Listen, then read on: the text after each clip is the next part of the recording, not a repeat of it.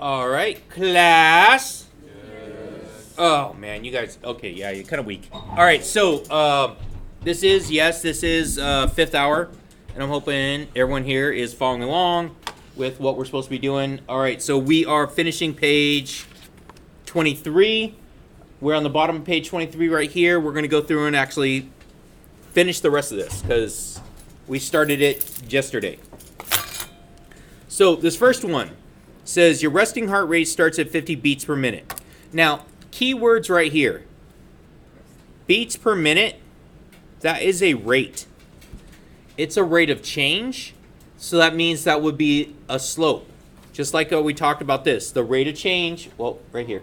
Rate of change is the slope. So, 50 beats per minute is going to be my rate of change. So, resting heart. What do you think I'm going to fill in for my time on that one? 0. Very good. And then I'm going to have 50 here. When you exercise, your heartbeat begins to increase at a linear fashion. So that means if it's linear, it's going to go all the way the same.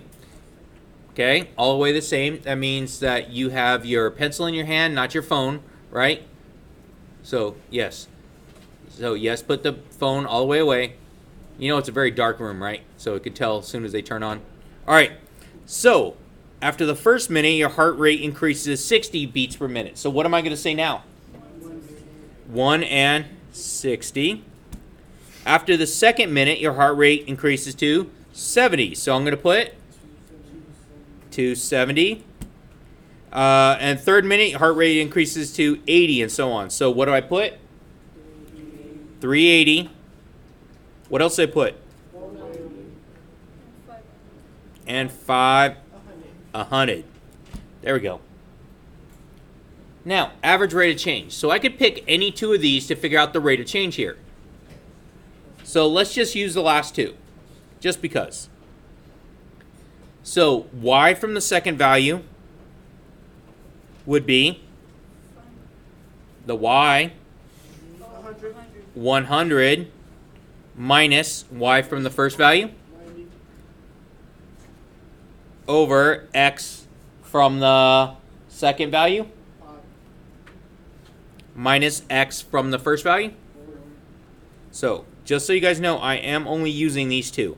I could have used any of the other ones in between there, or if I wanted, I could have used this one and this one, but I just chose two next to each other. So 100 minus 90 is 10 over 1. So my rate is going to be what? 10 what? Beats per minute, right? Because it's a change of that.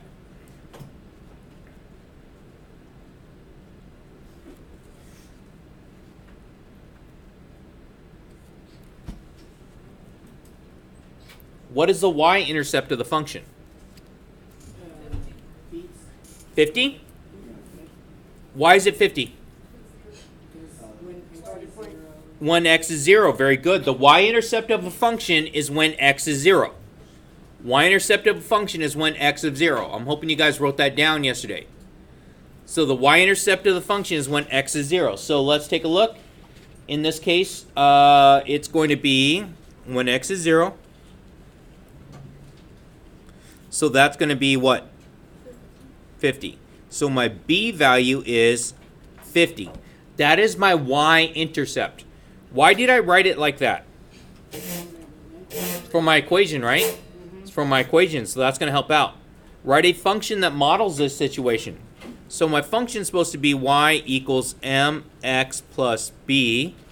Do I know what the m is? What's the m? Slope. And my slope here is 10. Off the screen. My slope here is 10. And then my y-intercept is 50. So I'm going to write y equals 10x plus 50. What would be a reasonable domain for this situation? Anything that's not 0? Negative. Can we have 0? Yeah, right? That's my resting for this one, right? You said no negative, right?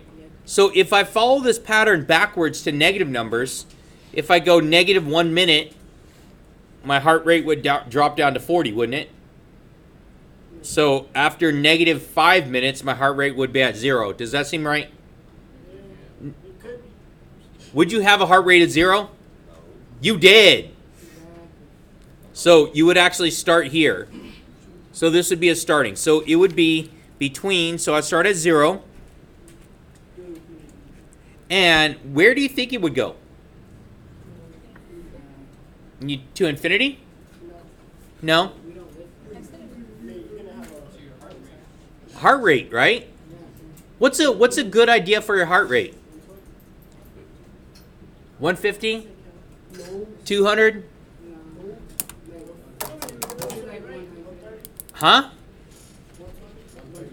130? 140?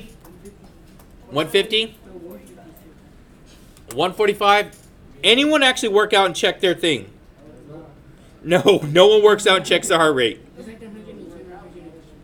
It's like a what? 170? Okay, so it usually comes out to be like 180. 180 is usually like working really hard.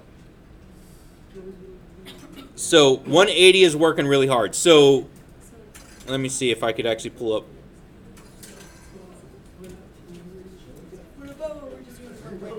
Okay, that's your resting heart rate. That's about 50. So I'm going to show you mine, for example. I don't know if you guys can see that. So my resting heart rate right now, actually at 11:51, it checked it, and it was 75 beats per minute. So that was actually just wandering around the classroom. So when I work out, I can go up to 180 beats per minute. So let's say we're maxing out at like 180 beats per minute. That's a lot. That's a lot. That's really sweating and really working. Okay, if you're out of shape, yes, it's going to be a lot more. But 200, you might actually have some issues. So what X values would I use if my maximum heart rate would come out to be 180?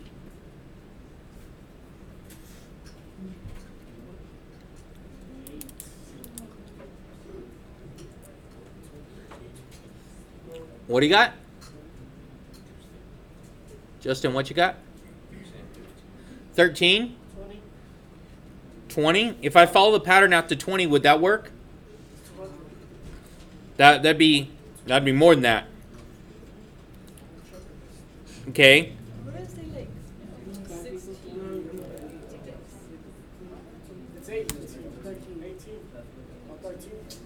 Okay, because if I keep following this up, right? So 6 is 110, right? So 6 is 110. 7 is 120. 8 is 130. 9 is 140. 10 is 150. 11 is 160. 12 is 170. 13 is 180. Yep.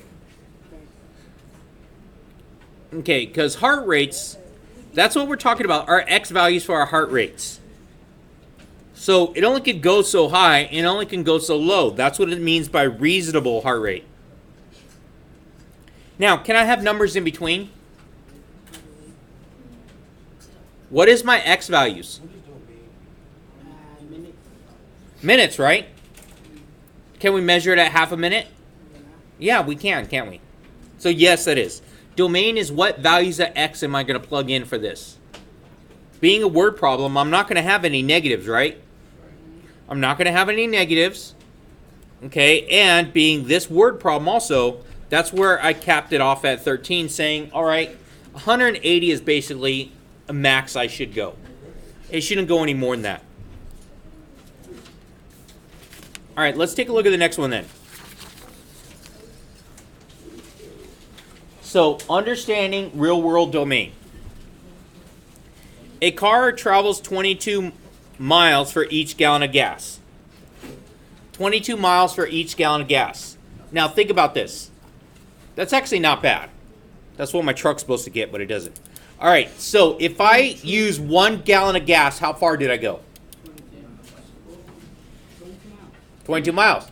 If I use 2 gallons of gas, how far should I have gone? What'd you just do right there?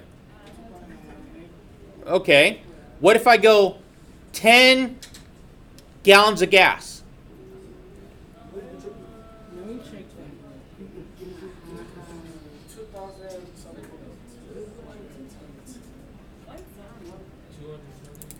$220. Because you could just multiply that, right? So we're multiplying it. So it was supposed to be multiplying out. So my function would be d of x is equal to 22 times x, which x is going to be the gallons of gas. Now, what would be reasonable domain for this function? What values at x could I use? It's a word problem, right? I could start off with 0. So that means my truck is not going anywhere. I'm not using no gas.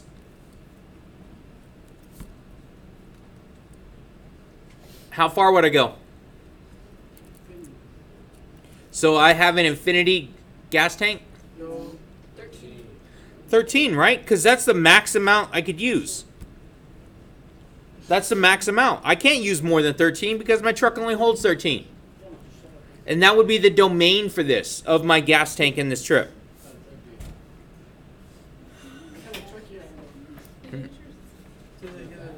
So, number 2. If you have a 12-inch candle lit on both ends, it's burning at the same rate, x inches per minute on each side. Write a function, c of x, to model the length of the candle after x minutes. Okay. C of x. What is my starting value here? It should be at 0. How much should I have? I should have 12, right? So if I lit the candle at 0 minutes, I should have 12, shouldn't I? And after I light the candle, what is it doing to my value? Decreasing, right? So how do I say decreasing here in math? Minus, right? What is my rate? X, right? But I'm also burning it from both sides, aren't I? So it'd be minus x again, wouldn't it? Because I'm minusing it from the left side and the right side. It's going to be. So it's going to be c of x is equal to 12 minus 2x. So after 1 minute, how much should be there? After 1 minute, how much of the candle should be left? 10. Because it burns 1 inch from either side, right? After 2 minutes, how much should be left? 8. Because it's subtracting 2 from both sides, right? Okay, so what is my reasonable domain for this?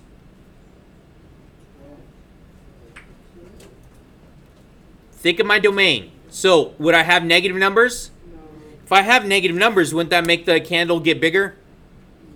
You can't do that. So what would be where would be the starting of the domain? I could start at 0. Why could I start at 0? Because I'm not burning the candle, right? I could start at 0. So these are my x values I could use.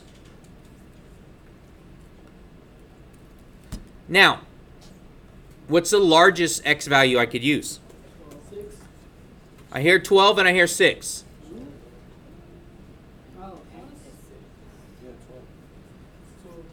12 or 6? He says 6. Oh, wait, it's times 2. Yeah, 6. It is going to be 6.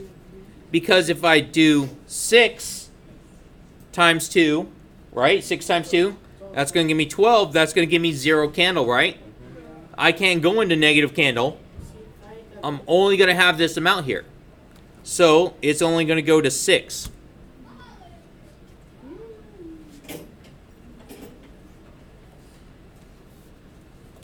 All right, so when functions meet, So Bill and Ted just got new jobs at an art gallery and are comparing their pay.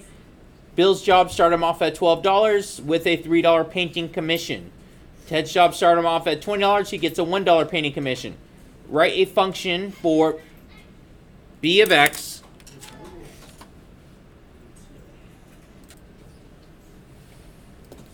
all right, sorry. Okay, so the function for this. So now we're going to have, let's say for instance, Bill. Let's start with Bill. Okay, so how much does he get paid? 12 with $3 commission per painting, right?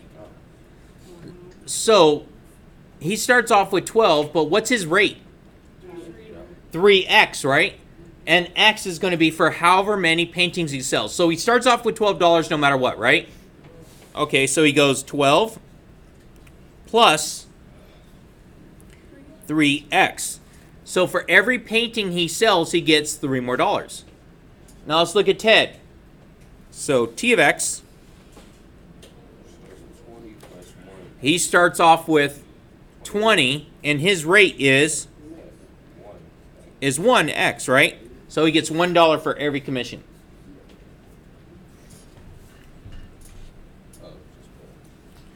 All right, let's go through and fill this table in. Don't worry about the graph. The graph sucks because the graph doesn't actually fit. Yeah, don't worry about the graph. Don't worry about the graph. So on this, don't worry about the graph. All right, so let's start off with 0. Because that would be a good domain. If they make 0 sales, yeah, they're pretty broke, but they still get some money, right? Yeah. Okay, so how much does Bill make at 0? 12. How much does 10 make? 20. At 1 sale, Bill's going to make, so it's 12 plus 3 times 1, 15. And Ted makes, so at 2 sales, Bill makes 12 plus 3 times 2, 18, right? Because 6, right, plus 12 is 18. And Ted makes 22. At 3 sales, it's going to be 21 and 23. At 4 sales, we have 24 and the password there. I know. I'm leaving. Okay, go over there, Gus. Go over there. I'm trying to teach. All right, 5 sales. 27 and 6 sales. And so the question is, okay, how many must be sold before Bill makes as much as Ted? 4. At 4 sales. So at 4 sales,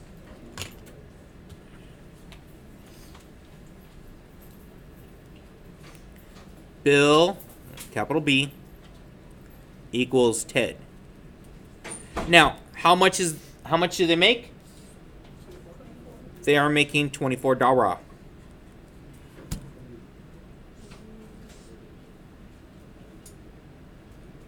All right. Does that make sense or no? Restroom? Yeah. All right, so let's take a look at the next one then. So on the back, this is actually like super, super important. If you miss this, you are probably going to, be hurting for a while. So to find the area of these rectangles, I would multiply length times width, right? Okay, so let's do that. In this case, it's going to be 6 times 9. 54. Now this next one, we're going to do the same thing, but now we're actually multiplying by an expression. So now this one's going to be 5. 5x plus 20.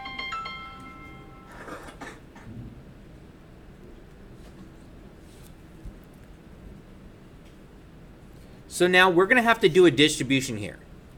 So I'm gonna show you with the path. 5 times x is,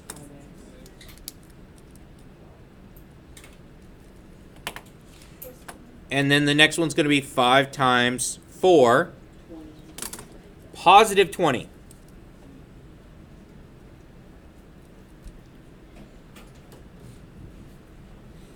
Okay. I did this earlier, and there were some people struggling with the multiplication. That's it. That's the answer. That's it. Here, look, I'll put a little box around it so you guys see. That is the answer. Now, we're going to do the same thing on the next one, but we're going to do it as a FOIL. So it's going to be x plus 2 times x plus 5. And this is going to be FOIL. First, across, inner, and last. So I did this for a reason. Now, watch the path. Okay, this is where a lot of people screwed up. First times first. First times first. X times x is x squared. X plus x is 2x. Okay? The next one's going to be all the way across. All the way across. X times 5. That's going to give me 5x. So a positive 5x. Now my next one is going to be inner. So the inner 2 right here is going to be 2 times x, which is a positive 2x. And my last is going to be 2 times 5 is going to give me positive, wrong pen. I was working so hard. Positive 10. So if I did this correctly, I get Justin. About crazy, right? That's great. Okay, so now can we combine some like terms here? Yes, I can combine the like terms in the middle, which is positive 5x and a positive 2x. So my final answer is x squared plus 7x plus 10.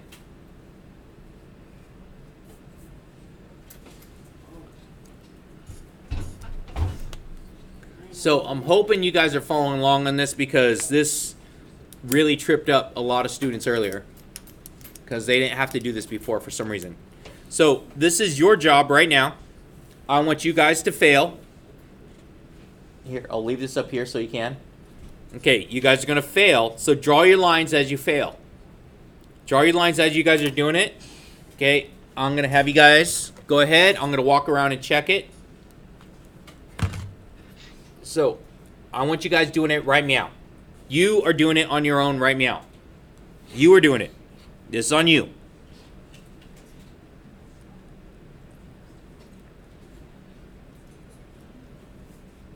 Make sure you're doing all the lines.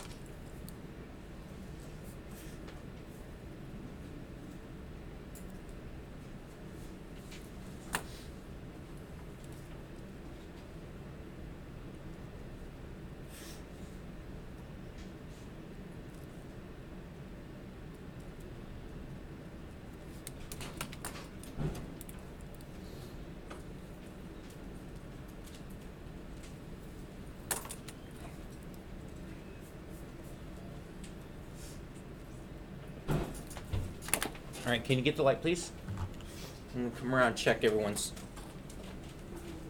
It's okay. Okay, here it is. I think I left it. That's Yeah.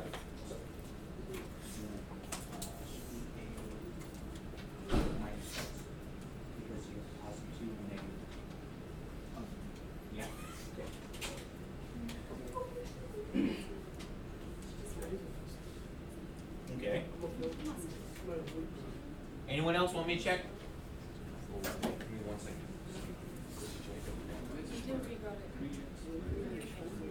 Okay, so that would be 3x squared. Because x times x is x squared. Same thing?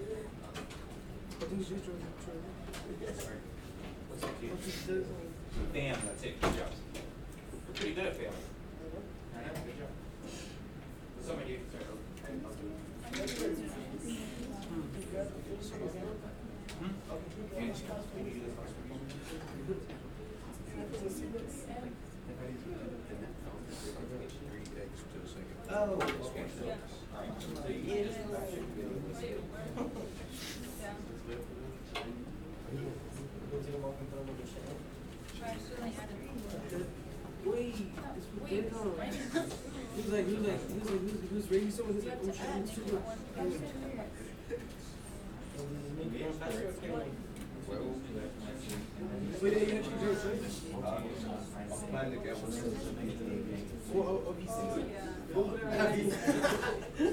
Hey, what are you doing? Having a V8? Is that what you just said? I don't know, something, yeah. Just finish that last step. You got it. Yeah, you got it.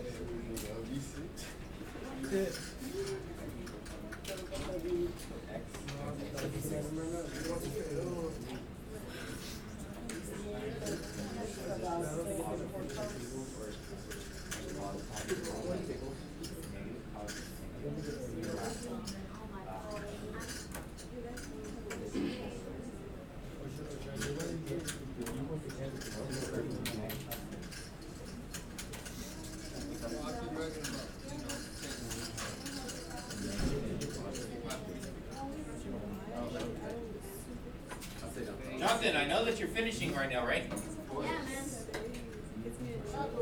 There is a wait. I think I put it right there. So you can replace the tape.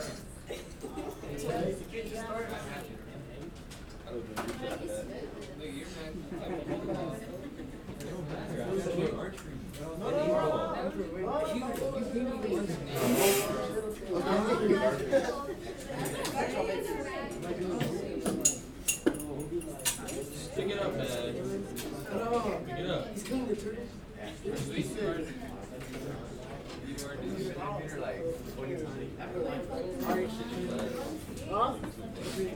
You're the one that got me too much. He might have gotten like done with all, but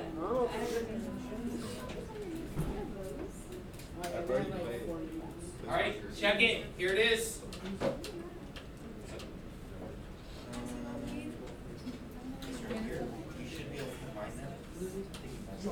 wait, why is it minus X but not minus 1X? That one's not our bell. We know. All right, I put an answer up there so you can check your work. Why is this? Because it's positive 2 and negative 3. When you add those together, you get negative 1. Yeah, just adding. It's not wrong if you put negative 1x, right? Yeah, right? No, okay, this one right here is not full 7. Oh, yeah. So that's a negative 2. It's negative 2. Okay, and then you combine these. Alright? It's okay if you put a 1. Huh? It'll be okay. Yeah.